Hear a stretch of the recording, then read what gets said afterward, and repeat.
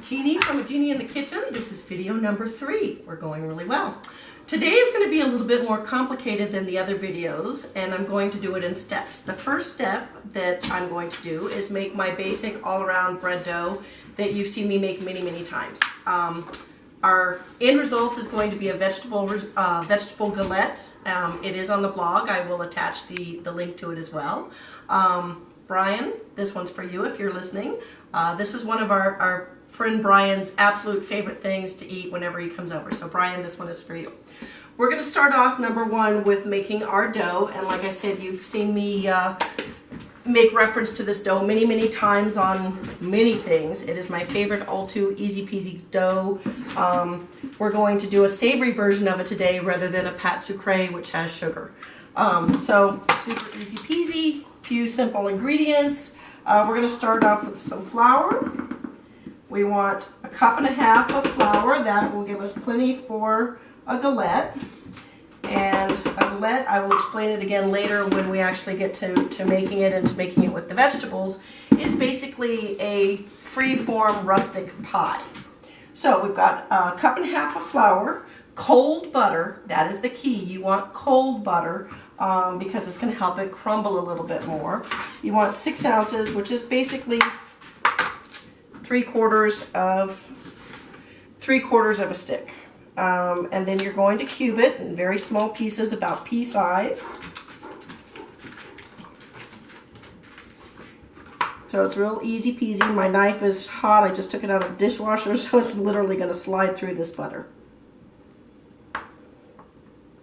So I just started by cutting four slices. It doesn't matter how many you cut. Like I said, you're looking for small, little, tiny pea-size pieces.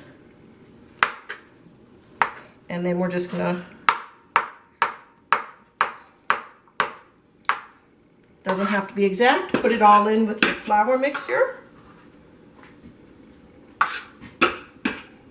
Okay, and about a teaspoon of salt, regular salt.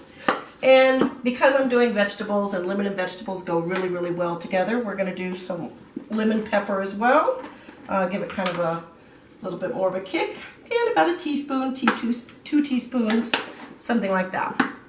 We're going to put it all into the food processor and blend it until it becomes like a sand-like texture. So it's going to be soft and crumbly and like sand. It's going to be a little loud for just a few seconds.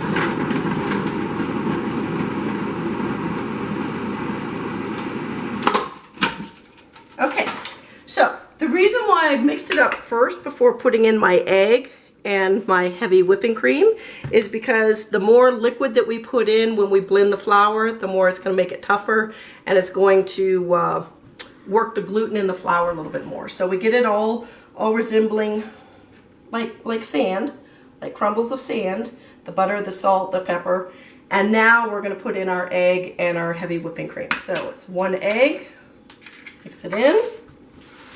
And about 5 or 6 tablespoons of heavy whipping cream. There you go. So you've got your egg, you've got your cream in your flour mixture. And now we're going to pulse it again, and it's going to mix everything together. And it's going to be a little loud again. We want it to pulse until it forms a dough. It's going to peel itself around from the food processor. If you don't have a food processor, you can use a mixer, that's fine. You can mix it by hand, that's fine, but it's real easy with the food processor. It's just a few seconds. See, it's already beginning to come away from the sides. Perfect. That's what we want.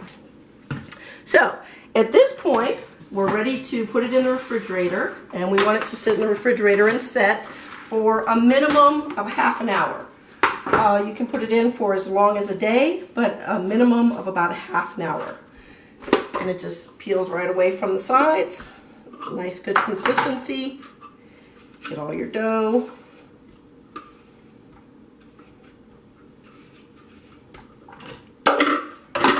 Wrap it up.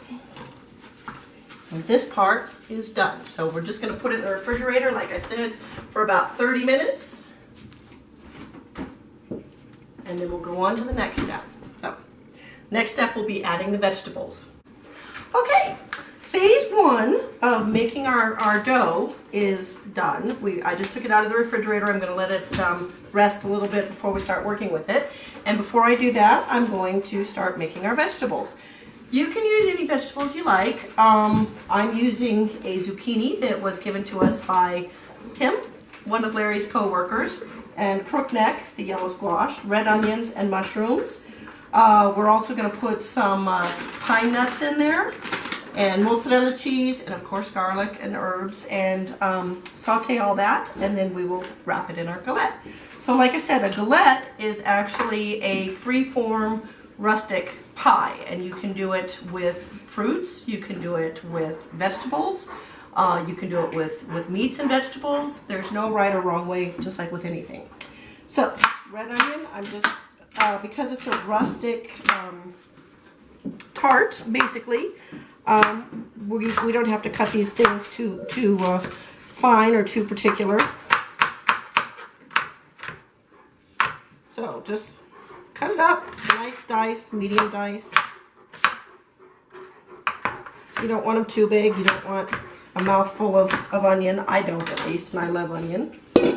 So I took about half of a red onion, and like I said, a whole crookneck, and a whole zucchini, and however many mushrooms you want. So I'm just going to slice these in half, and then we're just going to slice them.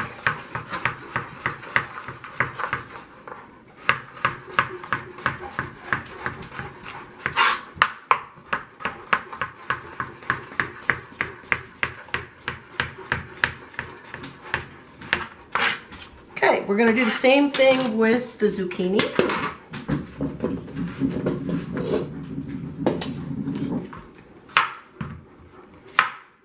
Have a few more vegetables left over, I can always use it for something else. I'm not too terribly worried about it. In fact, this is a big zucchini, so I'm probably just going to use half of a zucchini.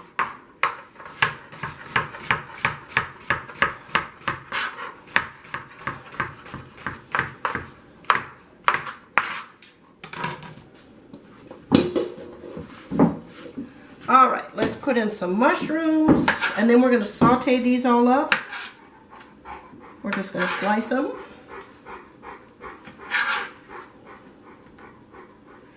You can use whatever vegetables you want. Just make sure that they're kind of heartier vegetables. If you use softer tomatoes, obviously they're not going to roast up as well. The heartier ones, they can withstand everything a little bit more. Withstand the heat in the oven a little bit more.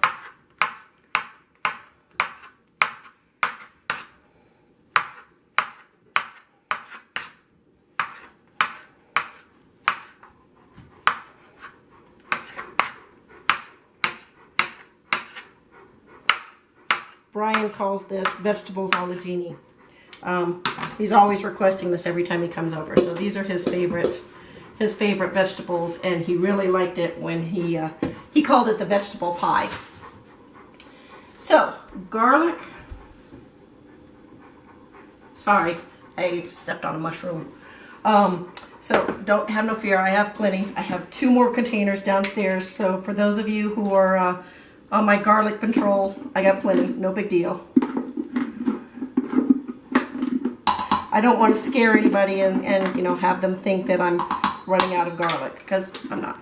We buy in bulk. I only ran out once. That's enough.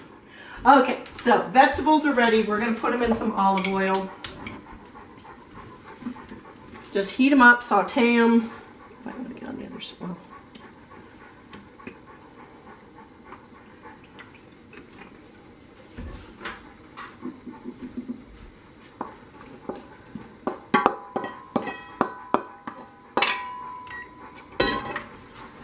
So we're going to let those saute a little bit. I'm going to add some salt and some pepper and some Italian herbs.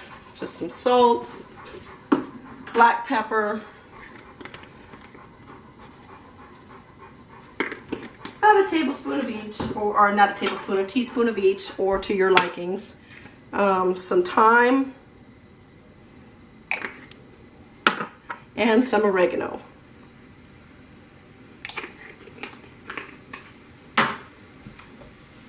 We're just going to get these all sauteed up. While I do, I'm going to start the oven at 350.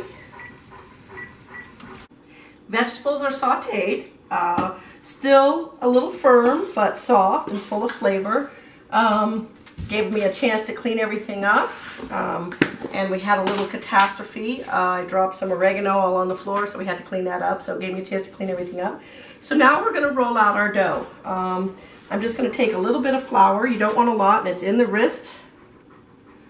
Get it all over my hands. Put it on my rolling pin. And we're going to roll out our dough. Like I said, this is going to be a rustic thing, so it doesn't have to be pretty. It doesn't have to be perfectly formed. In fact, you really don't want that. This is going for the wild look. It's the wild thing. So you still want to try to make it as round as possible. You don't want it too free form, even though it is free form. So I'm just going to roll this out. You can make these any size you want. There's no specific size. If you want to make smaller individual ones, no problem. Just divide your dough before you start rolling it up. You want to roll it nice and thin. Probably about 1/4 of an inch in thickness. You notice I keep putting my, rotating my flour and putting flour on the dough and on my rolling pin because I don't want anything to stick. And I keep turning it, and that's going to help keep it in form a little bit. All right. My dough is done. So easy peasy way to pick it up and just put it right on the pan. You don't have to put any extra butter or oil or anything on it because there's enough butter in the dough itself. So you just put it in the middle of your pan that you're going to cook. You want to try to get as few, actually I want some cheese. Change of plans, we're doing some jalapeno jack cheese instead of the mozzarella. Again, you can use any kind of cheese you like. You don't want a lot, just it's going to help soak up some of the juices from the vegetables, make it cheesy, give it more flavor. So I just used 4 slices, and you want to try to get as little of the juice as possible. Kind of drain it and just put them on. You want to leave about 1 inch around the edges. Oven is ready, so as soon as we get this ready, we'll put it in the oven and we'll bake it. Usually about 45 minutes, or until the dough is nice and tender or golden brown, not burnt. Okay, so you want to try to keep your vegetables single layer as much as possible. And then we're just going to kind of fold it over. So again, it doesn't have to be pretty. You're just bringing it in like so and folding it.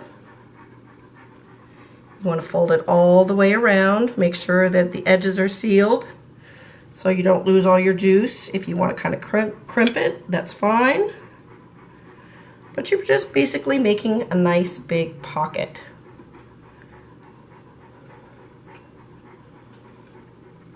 So that's what we want for that. The pine nuts, we're just going to sprinkle on top. I have a piece I'm going to fold over.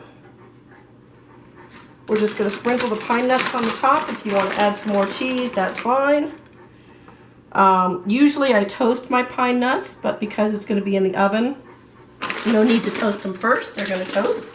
And we're ready to put this in the oven. Like I said, I put it at 350, and we're going to let it bake until it's golden brown. And then it will be done. So we will let that bake for about 30 to 40 minutes, and we'll go from there and see what it looks like after that. Okay, our vegetable tart is ready to come out of the oven. My oven, I don't know if it's my oven or if it just takes longer and I didn't realize it, but it takes a little longer than 30 minutes. But you want it to be nice and golden brown, and the vegetables are going to be done, and it is ready to come out of the oven. It's very hot. Doesn't that look good? Yum.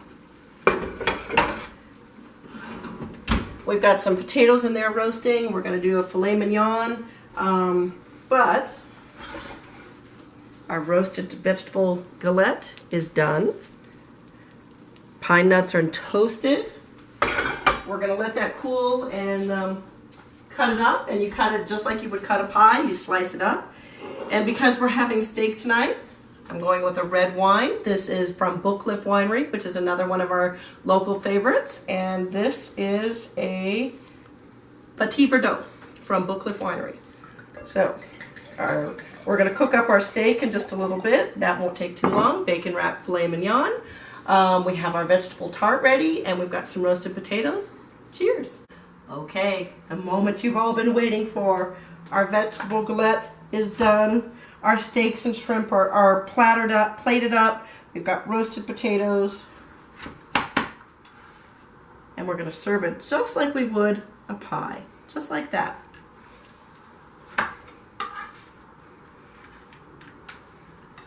You have your vegetables, basically you have your bread. We've got bacon wrapped filet mignon, some leftover shrimp that we had, so it's a surf and turf, some roasted potatoes, and our wine. Have a good one, and cheers, enjoy. This has been Jeannie from A Jeannie in the Kitchen, and all of this will be on my blog, ajeannieinthekitchen.com.